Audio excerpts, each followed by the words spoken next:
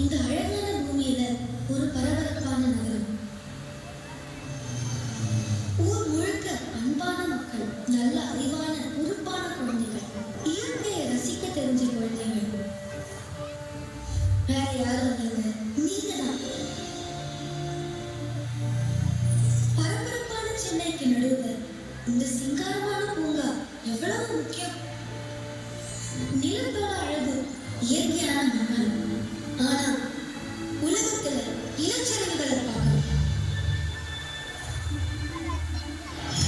மரங்கள் குறைய குறைய, மண்ணுக்குள்ள இருக்கிற வேர்கள் குறைய குறைய, மண்ணுக்கு தேவையான பிடித்த தன்மை குறையுது. அதனால நிலத்தடியில இருக்கிற நீர் இன்னும் ஆழத்துக்கு போகுது. நீரோட அழகு மழை. ஆனா நாம வெள்ளம் கொடுக்கிற பாதிப்பையும் சுத்தமான நீர் மாசுபடுறதையும் பார்க்கலாம். பெரிய வெள்ளமே வந்தாலும் குடிக்க சுத்தமான நீர் இல்லாத நிலைமையும் வரலாம். நெருப்போட அழக நம்ம சமையல் அறைகள்லயே பார்க்கலாம்.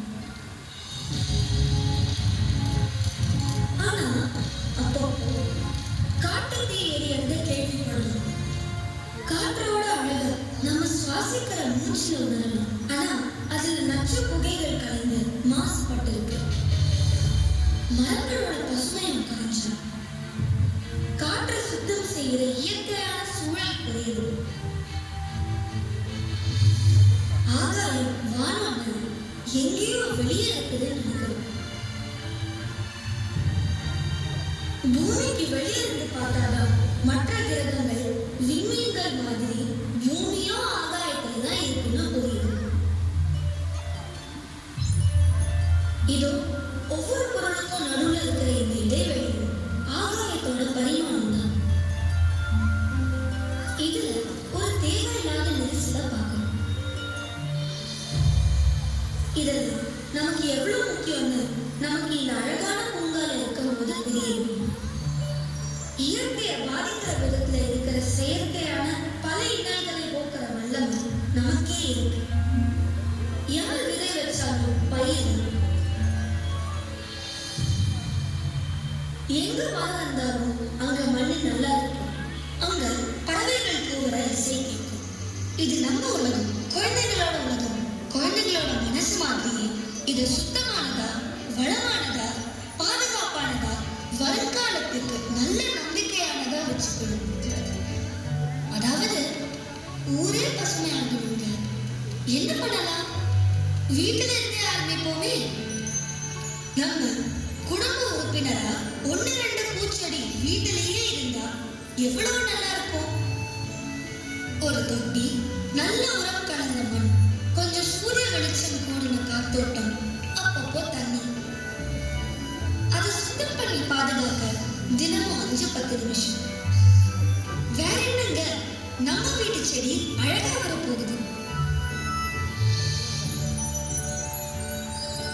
பூக்களோ, காய்கறிகளோ, அலங்காரத்துக்கான மற்ற நல்ல செடிகளோ எதுவா இருந்தாலும் இயற்கைக்கு நல்லதுதானே.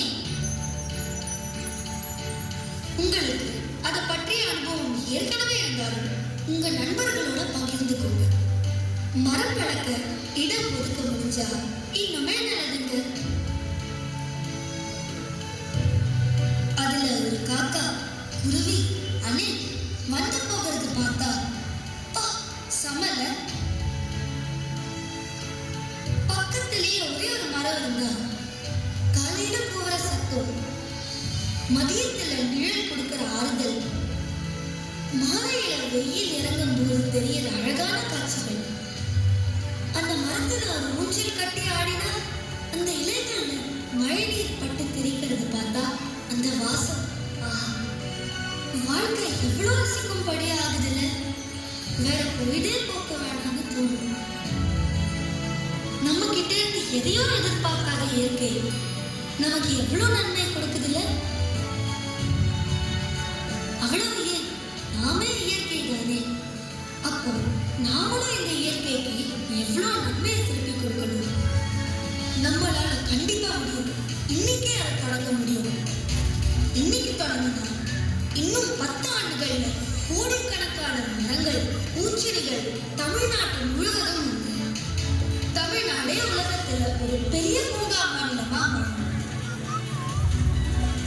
இது எல்லாத்தையுமே மறுபடியும் பார்க்க முடிஞ்சா எவ்வளவு நல்லா இருக்கும்.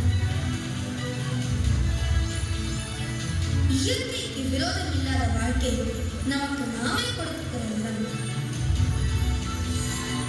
செயற்கை அழிவுகளை தடுத்து இயற்கையை காப்பாற்றணும். இந்த அழகான பூங்கா இதுக்கு ஒரு நல்ல தொடக்கம்